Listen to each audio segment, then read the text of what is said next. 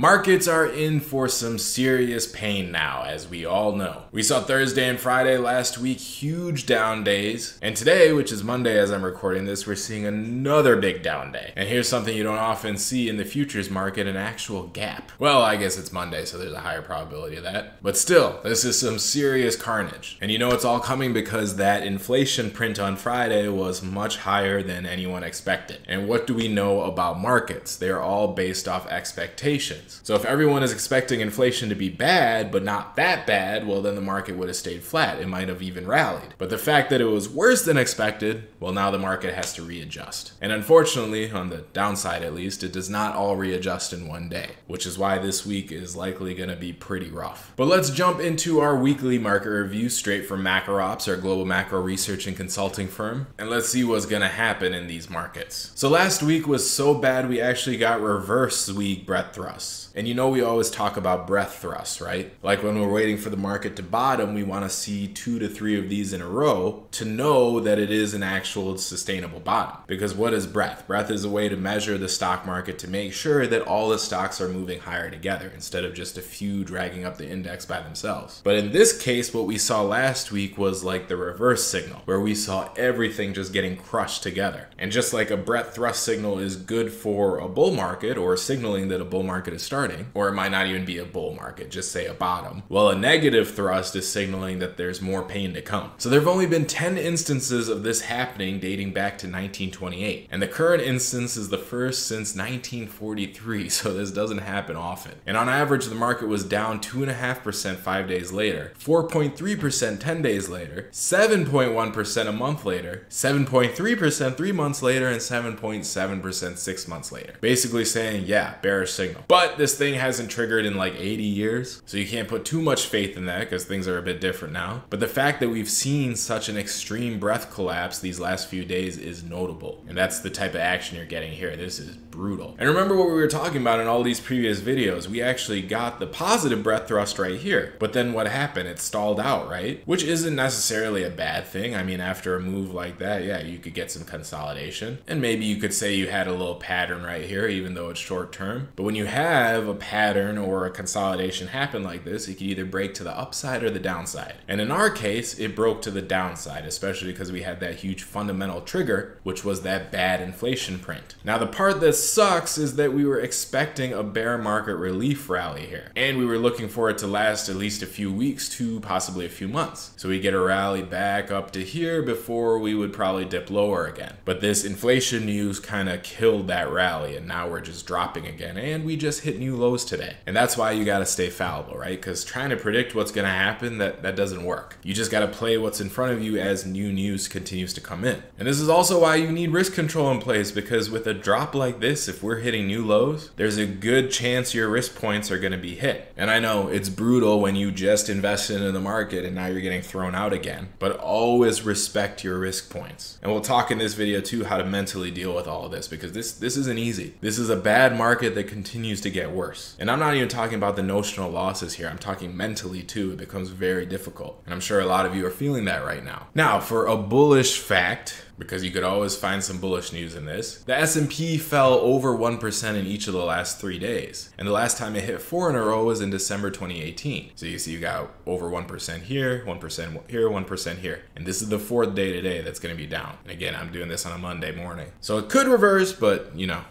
probably not. We'll see what happens. But if today is the 4th day, then the other times that this happened, with the exception of 2008, we were at or near the bottom. And that's something to think about too, because what do we know about the market? It wants to cause the most amount of pain to the most amount of people possible. And this is a great way to do it right here. Give people a little bit of hope before you just take it all away. This is actually a legit torture method. Give a little, take a lot. Alex, our head researcher at MacroOps, he's a former interrogator. Not saying they tortured people or anything. You know, that's a stretch, or is it? But maybe we have him write an article about the similarities between interrogation methods and what the market does to the rest of us. That'd be an interesting video. But anyway, like I was saying, you give people a little hope, take it all away. And you do this enough times, and that's when people kind of hit that despair point, right? They want to be done with the market. And as soon as they want to be done with the market, hey, that turns out to be the bottom. That's why people lose so much money in crashes, right?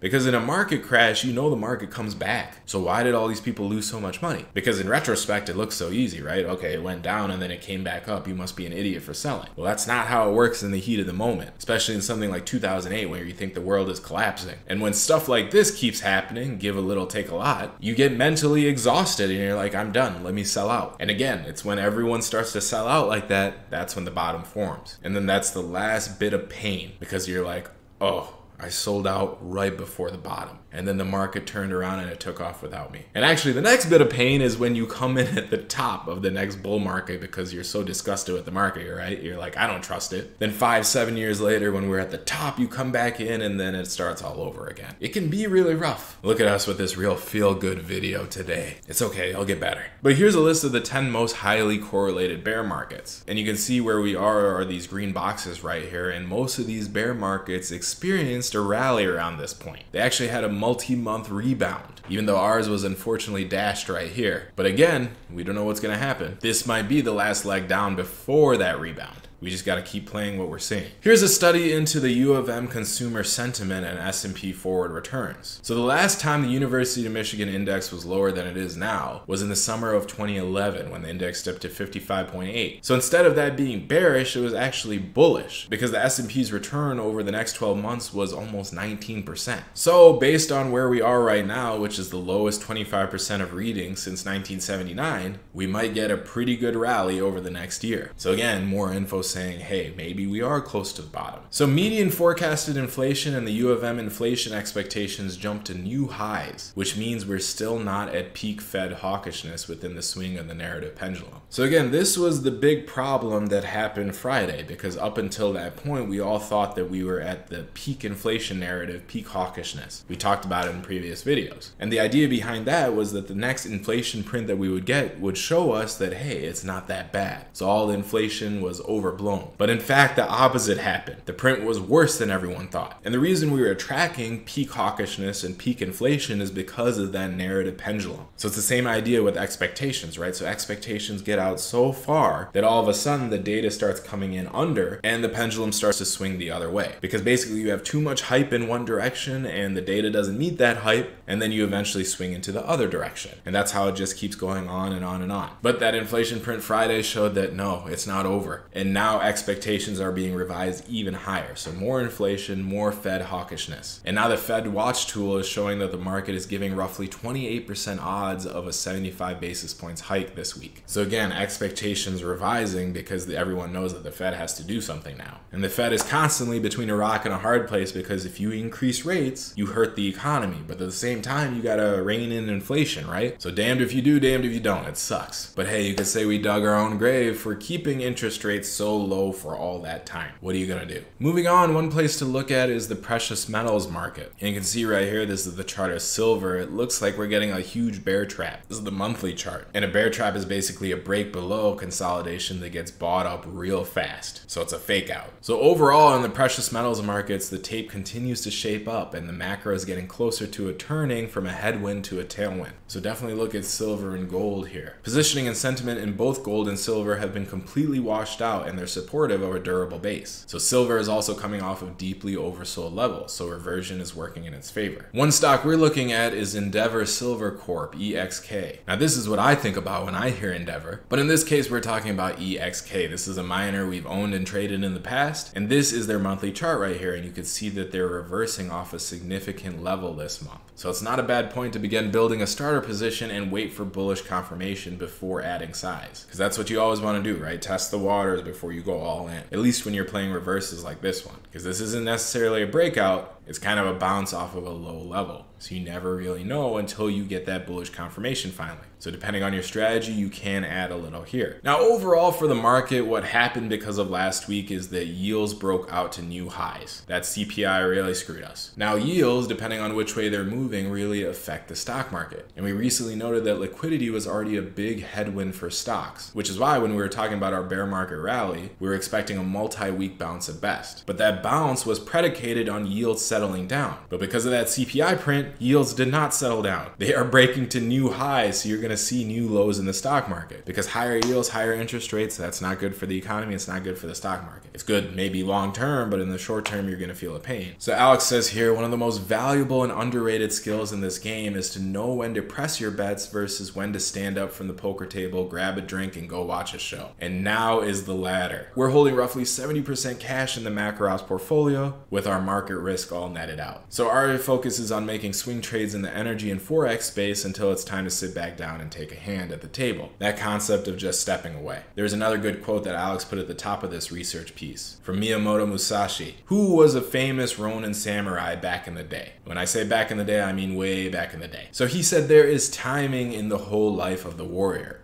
in his thriving and declining, in his harmony and discord. Similarly, there is timing in the way of the merchant, in the rise and fall of capital. All things entail rising and falling timing. You must be able to discern this. In strategy, there are various timing considerations. From the outset, you must know the applicable timing and the inapplicable timing. And from among the large and small things in the fast and slow timings, find the relevant timing. First, seeing the distance timing and the background timing. This is the main thing in strategy. It's especially important to know the background timing, otherwise your strategy will become uncertain. Now, if that just sounded like me saying timing 15 times, well, you're not wrong, and I just said it again because I said times. But the point is that you need to be able to kind of go with the flow. And this is a very hard concept, especially because a lot of us are type A people, and a lot of us have grown up in a culture, especially in America, that basically says you should be able to work hard and push yourself and make everything formulate to how you want it. The more Western idea, I'd say, is that, hey, you have complete control over everything if you just work hard enough. And this is something that I've been working really hard on over the last year to get out of and get into more of the flow of life mentality. And one of the best examples of this is the stock market. So like Alex said, one of the most valuable and underrated skills in this game is knowing when to press your bets versus when to stand up from the poker table, grab a drink, and go watch a show. So if you're working real hard in this market trying to beat it, basically swimming upstream, then not only are you going to lose, but you're going to lose your mind too. But again, if you really fall into the Western philosophy of work as hard as you can, regardless of the conditions, basically swimming upstream isn't stupid, you just need to work harder so you can do it. If you follow that, you're in for a lot of pain. Versus going with what, say, the market is giving you. We're in a bear market right now. Now's the time to bunker down and cut your losses. You can't fight the tape. Now for me personally, in the stock market, this was an easier concept to grasp. It's because you literally have a chart, right, that's going down, so you don't try so hard to buy something because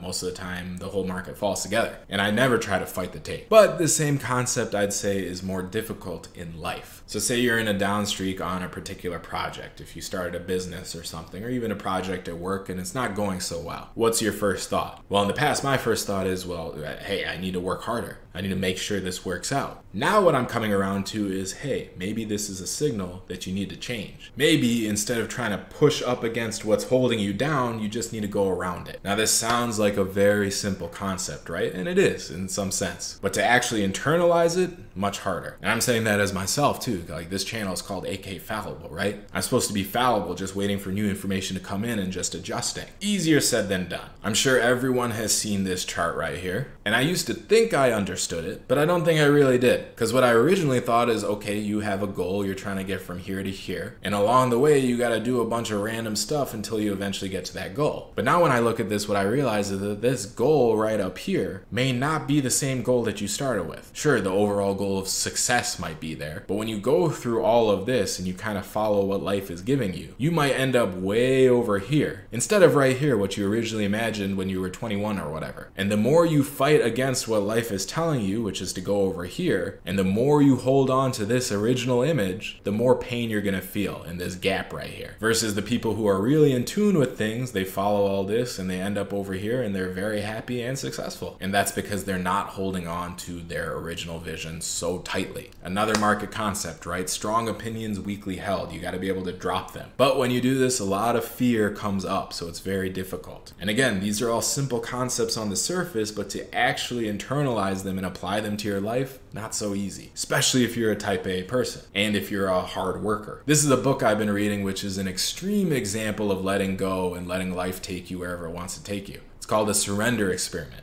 It's from Michael Singer, who wrote that Untethered Soul, which was a very popular book all about letting go. So his journey into life's perfection. If you want to see more of what I'm talking about in an extreme example of the flow of life, then definitely check out this book. And again, it's something I'm still working on. It's going to probably take me a few more years, to be honest. It's that difficult for me, especially because I thought I knew all this maybe 4 or 5 years ago, even longer than that. But no, I didn't really know it.